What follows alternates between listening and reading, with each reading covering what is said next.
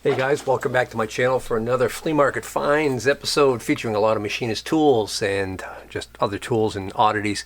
This is from a pick I did back in mid-October of 2023. This was a big automotive swap meet down in Connecticut. And let's dive right in. So I ended up getting this nice Starrett drive pin punches set for $10. That was a heck of a deal. I've had a few of these with the all wooden case. This is must be newer because it's plastic, and the punches are actually still decent.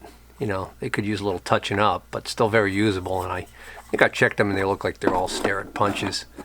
Might be missing one, not even sure. Don't care. $10 is a good deal for that. Same guy I bought that from. I'll get to that in a minute. I want to get this stuff out of the way, show you that. The guy I got that from, he had a whole box of these Wiss brand shear pouches. So these would go on your tool belt, and then they're made to hold tin snips, the type of metal cutting shears that Wiss makes, which is a good company, and they're brand new. So he said I could have a couple. So these were freebies. Another guy had a whole trailer with big wooden crates just chock full of grinding wheels. And a lot of them were pretty big, large ones. And I don't have a surface grinder anywhere near the size of that. So of what these things were, so it wasn't worth it for me to want to haul those around, try and turn them into money. So I did spot this box, this Norton box, and as luck would have it, this has one of these tool and cutter grinder diamond wheels in it, and it looks like it's in really good shape. It actually, it looks new. The only reason I thought maybe it might be used is because somebody took the time to actually market wheel diamond used for gun drills. So this should fit one of my tool and cutter grinders, so I'll keep that for myself. I got that, I mentioned it, $5 for that. One of the first buys of the morning, it was just starting to get light enough out to really start seeing well. Guy had a box of old junk that I dug through, and I found 1, 2, 3 of these early leather mallets. So the way these work, if you've never seen these before, is you actually coil up rawhide leather, and it's held in here. So this one, you can still see some of the leather is in there, the rawhide. So this gives you a non-marring dead blow hammer, right? And you got quite a bit of heft because this is all cast iron. So the ones that I typically see are this style right here, where it's a two-piece unit and a nut like this. And these, I believe, are made by a company in Maine. Oh, no, I'm sorry. This is the one that's made in Maine is this one-piece unit. This is a Garland of Saco, Maine, or Seco. And that looks like that's number 2. And then I've got the big brother here. This is also a Garland. And this one, I can't quite make out if there was a number on there or what, but it's got a really early patent number on it. I'm not going to worry about it. They're kind of neat. This one is marked Made in USA, but I can't quite make out the name on this one. Looks like it's Connecticut.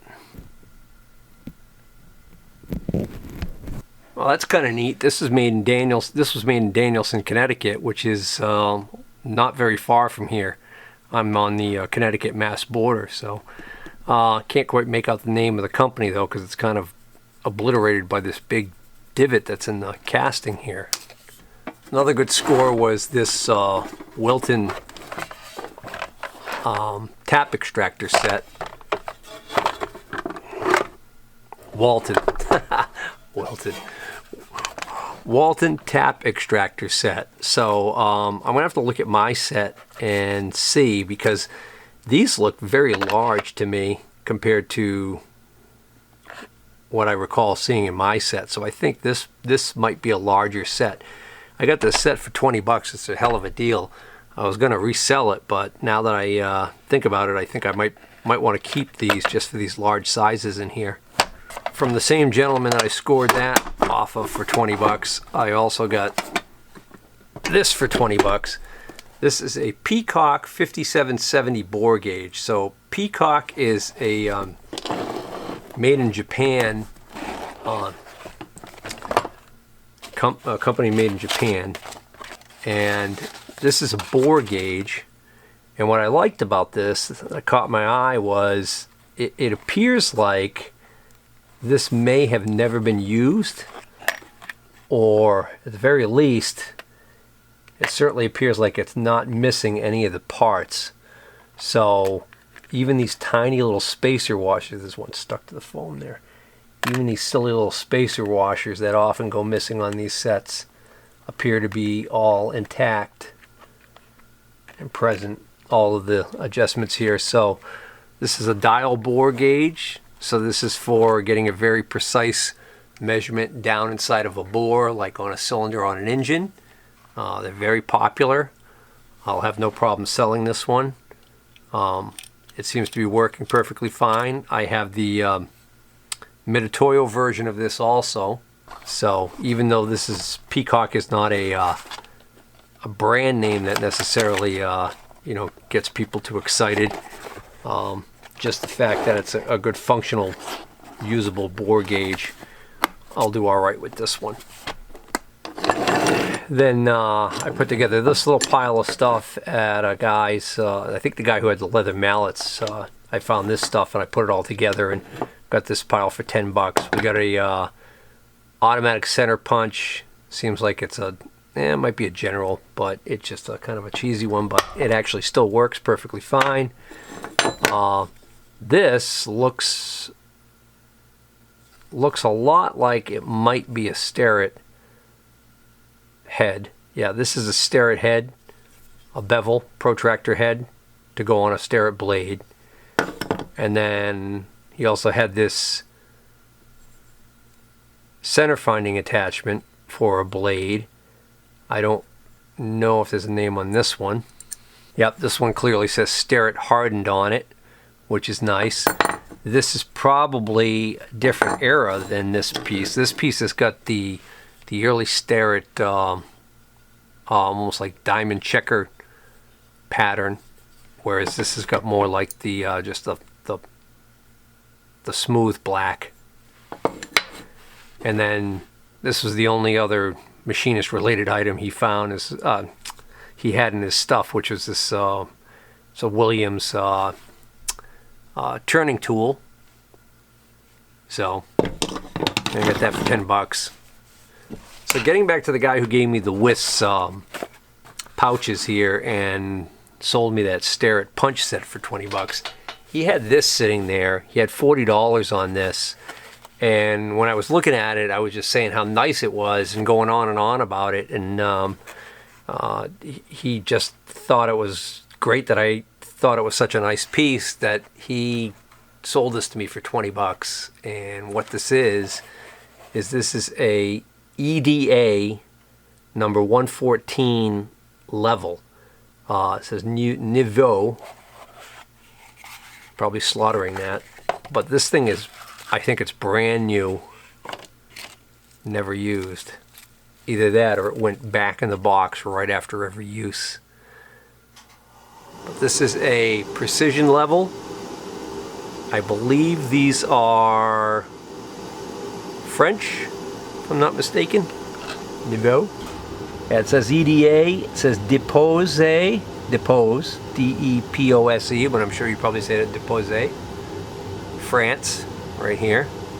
And the resolution on this is 0.05 millimeters per meter, I believe, or half a thou over 10 inches. So 0.0005 inches over 10 inches. This is about a 10-inch level. So that is that means that each one of these little graduations here that the bubble moves would equate to a half a thou rise on this end of the level from that end of the level. And again, this is clean as a whistle. Just really nice. Seems like it's really nice quality. I'll put it back in the box before I drop it. But that might have been the score of the day there for 20 bucks.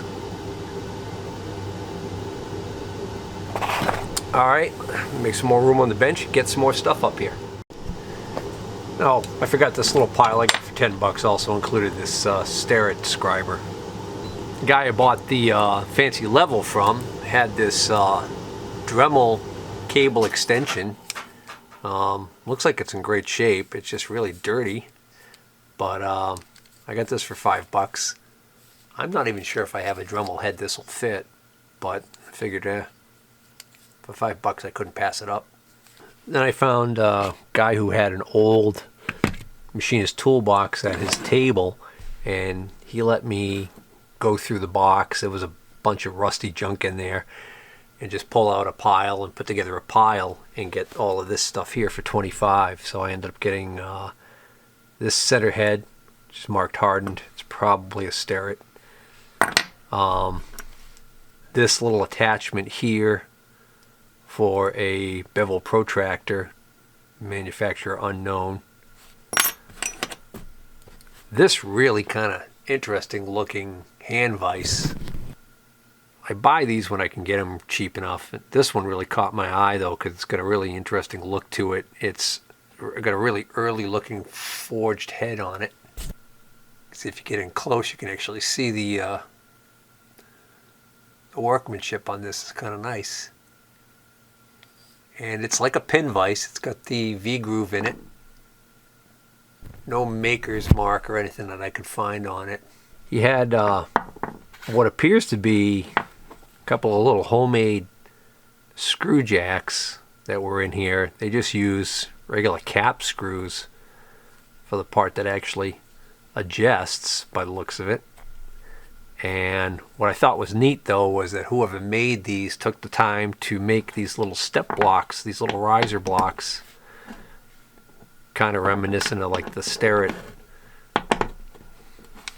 Mighty Mites. There was this little tiny scale right here, which is probably off of a Stafford die maker square. So these are hard to find when they go missing. And then this little screw jack set. I've seen this style of screw jack a lot. And it's got the cone shaped piece there for that one. There was I found an extra cone for this one flat for this one, and then this is a locking nut, which probably means that there was probably another one there or more, who knows, at one time, but that's all that was left in the box. So I got all of that for 25, including this nice piece. Unfortunately, couldn't find the top lid that slides in here, because I think, yeah, this is definitely the original box. The label's right on it. So you're looking at a nice Taft Pierce sign bar.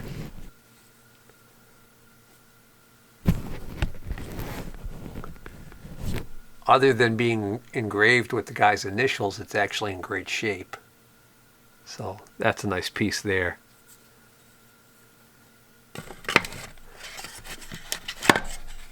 Only I would have so much stuff that I would actually have one of these screw jacks missing the locking nut. So I can put this extra locking nut to good use. Oh good, it's the same thread. That'll work. Moving right along, I got these two items for 10 bucks, 5 bucks a piece. This is a brand new old stock Nicholson branded hand file, and this is a early Sears Craftsman push drill. So I Again, this is one of these ones that has those unusual drill bits that can cut in both directions, and when you push down on this part right here, it'll rotate in one direction, and then when it springs back, it'll rotate back in the other direction. And inside the handle here would be the drill bits. From another guy, I got this Starrett drill index. This is for number size drills. Starrett time saver, as they call them. And this no-name square in kind of rough shape for $5 for these two pieces. And for $7 I got this little hand vise with this Starrett scriber right here that the tip is seized in there, so can't get that nut undone. Sometimes you can put pliers on there and carefully do it without damaging the knurling. And then these two Starrett punches. And again, that was these three pieces right here for $7. And I found another guy who had some electronic stuff, and I spotted this Beckman Industrial 300 meter on his bench. Still has a battery in it, still works. The LCD is actually in great shape, and I got this for $5. Beckman's actually a pretty good brand name back in the day. I don't think this has a beeper in it. Yeah, so this has a continuity diode tests function, but it does not have the tone. But I mean, for $5, even the stand is still intact on it. I gotta love that. Sticking the probes in the outlet, 119 volts, it seems to be working. Let's see, I grabbed the resistor here. Color code is red, yellow, red. That would be what, 2400 ohms, 2.4K ohms. There we go, 2.4. Seems to be okay. So then I asked the guy, you got any more of this electrical stuff? And he says, yeah, there's some boxes in the trailer. He had one of those utility trailers, and the ramp was down, and there were some boxes in there that he hadn't even gotten around to unpacking all of them because he had so much junk already out. And he let me go in the trailer and dig through the boxes, and I found all of this stuff, put together this pile, and got this pile right here for $10, which includes, this is a Greenlee Tool Division slug buster set. It's an early one, I'm imagining, because I don't think they still make them like this with this interesting like leather pouch. So that's kind of neat. It's a slug buster set. Unfortunately, the clasp here ripped out. Probably this was rusted, and somebody tried to force it open and popped it open. But it's still kind of neat. And then also got this grinding wheel. It says Harbor Tool Supply, but I actually don't think it's Harbor Freight because it says made in the USA right there on the wheel. So I think it's just an early Answer Harbor Tool Supply. General purpose aluminum oxide grinding wheel. Got this. This is a model EDS 88A cap analyzer by the EDS electronic design specialist. So this is a kind of cool little cap checker. It's a in-circuit one, so you can test components in or out of circuit with this thing. I haven't even tried it yet. I have no idea if it works. I have a sneaking suspicion that if it does work, I'm probably just going to end up keeping it as a handy little thing, because if I recall correctly, I think I've seen these online and they actually get pretty darn good reviews. So, yeah. So what's supposed to be so great about this is that this is probably like one of the first little handheld cap testers that actually tested for ESR, equivalent series resistance on capacitors. It also has these kind of neat probes on the end here, which allow you to get right on the cap in circuit easily. And I found these two interesting knives. So this one says hunting and fishing knife. Can't quite make it out, but it looks like it's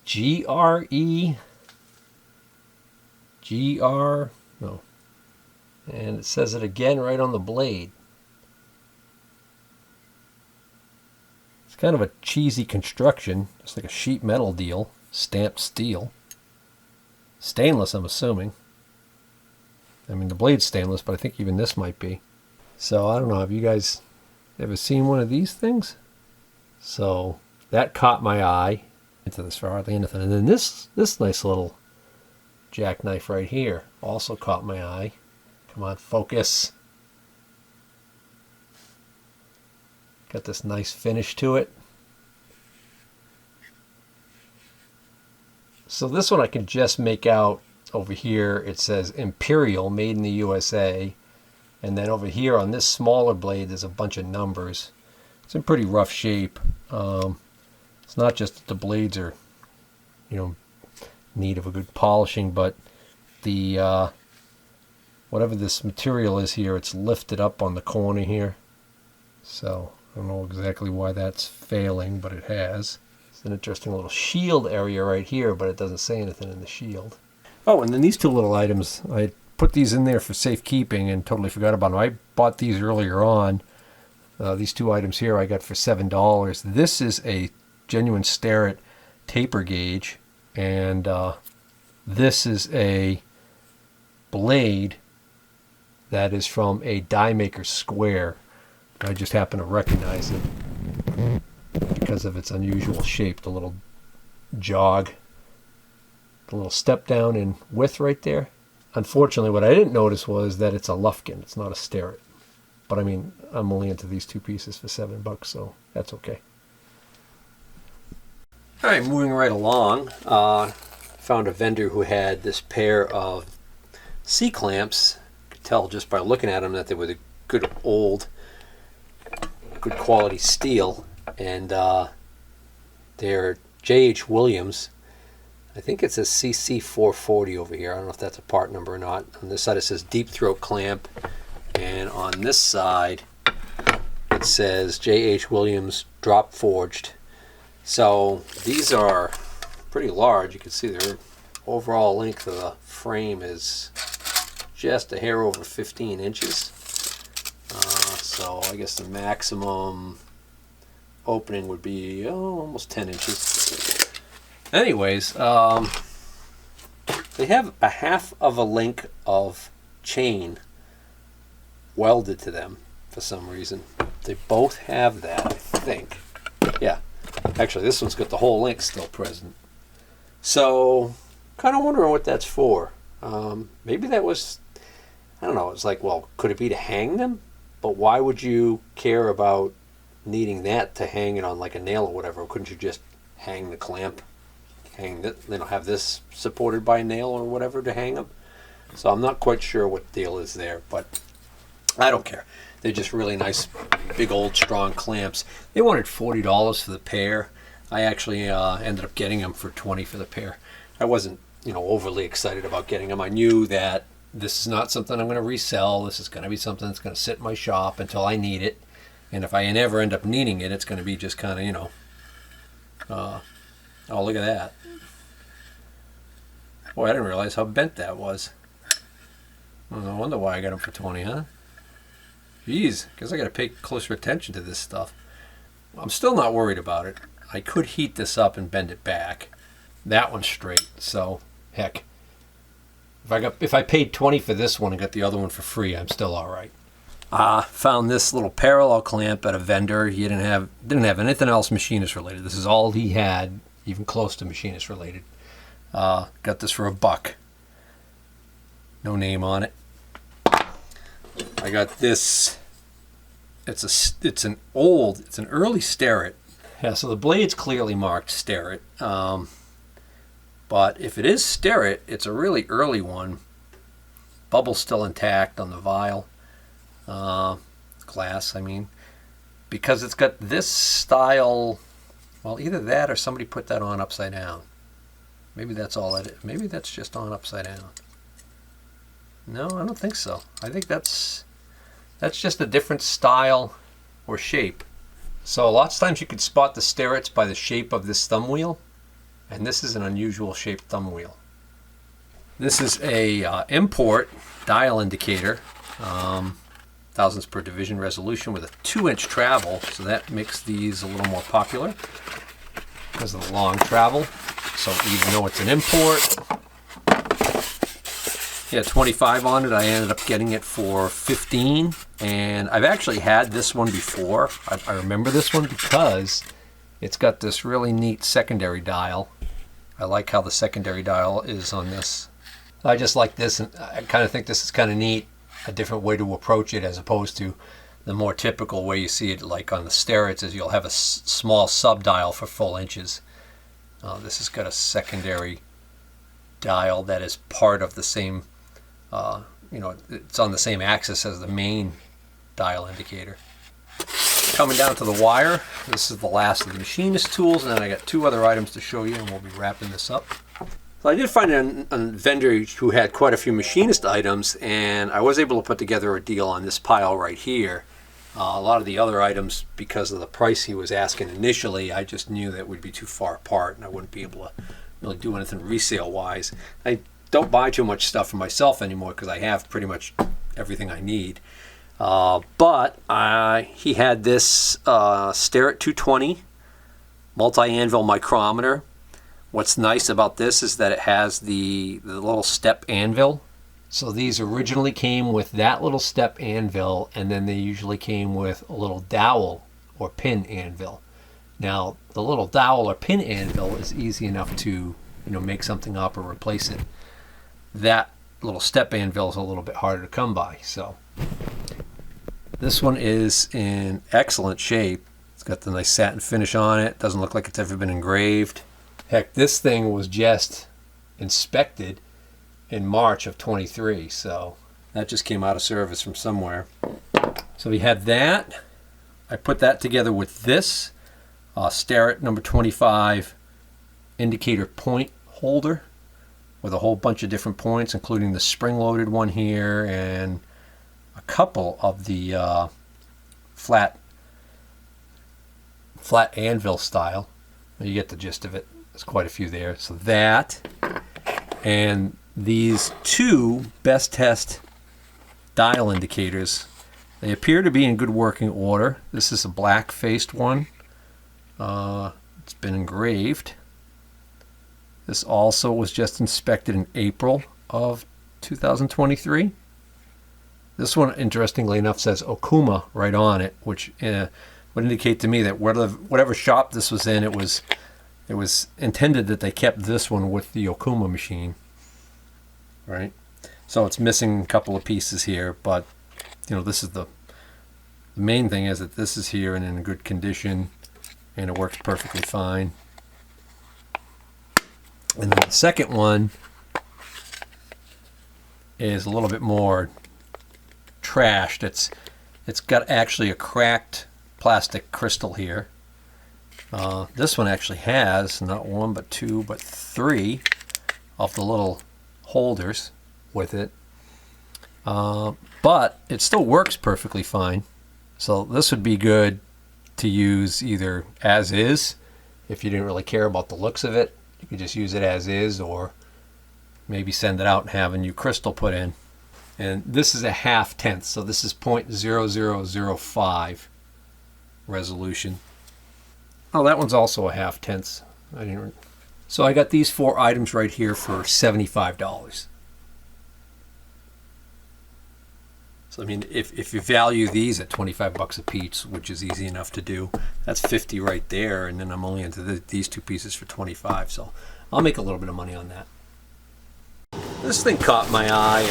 I think the guy had $40 on it, and I hadn't ever seen this particular model before. I've heard of Digitech guitar effects pedals, but I've never seen this particular thing, this G-Net X guitar processor. So I guess the idea behind this pedal was it was an effects pedal, and it also had the ability to work with this software that would come with it called Cakewalk. So it includes Cakewalk, Guitar Tracks 2, and Metro SE multi-track software, a $69 value. I really didn't care about that. I don't even know if I'd be able to use that software anymore. Probably would only run on a much older operating system. But just as a standalone guitar effects pedal, I thought it might be interesting. But I've got burned on these before, and I tend to buy too many of them. And considering that I can't play guitar to save my life, I mean, I play, and I've been playing long enough that I should be better, but it's just not happening. So that's why you don't see videos of on my channel of me playing my guitar. But so I was kind of like lukewarm about this. I also noticed that the staining on here sure indicates to me like this might have been in a moldy environment, a moist environment. So I wasn't too excited about it. I offered him $20. Initially he said no. I came back later, it was still sitting there, and he decided to take my $20 offer. So the pedal itself is actually in very clean, good condition. It doesn't seem to be suffering from the same problems as the manual. So I don't know if the manual was stored somewhere else or what, but I'll just plug this sucker in real quick just to make sure it powers up. As long as it's not DOA, I'll be happy. So this is interesting. This might not be the original AC adapter. I don't know. It says Harman Pro Group on it. It's got a model number, iPro. And then somebody wrote with a Sharpie on the side here, Gen X1. So they obviously were using this for this thing. I really like that it's got the original box and it's got the foam inserts here so that if I want to ship it, made in the USA. So it's currently off. So let's plug this in. Alright, moment of truth. Oh, that's a good sign. Toe DN. Toe down? Is that like a hoedown, but a toe down? So I'm wondering why this isn't lighting up. I mean, that just may be a setting or something. It might not have anything to do with anything being necessarily wrong. Toe up. Okay. Well, what did that say? Was that an error? Cal error. Uh-oh. Oh. Oh, hold on. I don't know what I hit, but that just came. Okay. Text blues. Blue ball. Blue delay. Vox top. Okay. Oh. Carlos Santana, right? Eric J. Dive bomb. Triple. All right. So I'll probably feature this on a standalone video at some point. Just kind of run through the features it has and play around with it in case somebody's curious. Oh, if anybody was wondering, this is the original AC adapter because it's a PS0913B, and that's the part number that's given in the owner's manual. I spotted this Foley bell saw brand chainsaw chain grinder, and asked the guy how much he wanted for it, and he says, how about $10? I said, sold. So I don't know if it works, but I'd be surprised if it doesn't. Cord's actually in good shape. So Foley Bell Saw is a company that's famous for making a lot of sharpening tools, and I think back in the day they also made some woodworking tools like planers. They made I believe they made a molder planer, they called it, which was you could use it for wood planing, but you could also put in custom knives and use it to custom cut moldings, which was kind of neat. But anyways, they also had a whole series of sharpening tools that were geared towards you used to see like in the back of Field and Stream magazine and outdoor sportsmen, there'd be all of these. Oh, Popular Mechanics, that's the other one too. Always saw the ads in the back there, you know, learn to sharpen tools at home or whatever, and turn it into a home business. And this was one of the products that they sold. They had different variations on these. This one's a pretty straightforward one. This was designed, it could be bolted down to a stand that they made that had other sharpening jigs that could be put on it, or you could just use it like this and just bolt it down to a table. So it's got some decent construction to it. I have the cheapo Harbor Freight import one, which is identical to the one that Tractor Supply sells, I think under the Oregon name. And it works, but it's all plastic. This is all plastic on those. And what happens is it tends to want to flex here. So you can end up getting some flexing that will cause uneven cutting. You won't have that problem with this because this is all metal. I'm just going to fire this up just to make sure it works. Oh, beautiful. No bearing noise or anything. Sounds great. All right, so I got this for $10, and if you're wondering, one of these sold fairly recently on eBay for $75, and another one sold for even more than that. So when they do come up for sale on eBay, they bring decent money. So I'm very happy with that. I just have to decide whether or not I want to keep it or not. Like I said, this is a far cry better than that horror freight one I've got. And the final item I have to show you in this pick is actually an item I picked pretty early in the day, and it's another one of these little Stihl chainsaws. This is another one that is almost like the arborist limb cutting saw for use like on a bucket or in a tree. So there's no back handle on these, and they tend to run quite expensive when new, because of the fact that they're made special for that job. This particular one is a 020 AV, and judging from this logo here, this is an early one. Well, I mean, that, and also that there's no chain brake.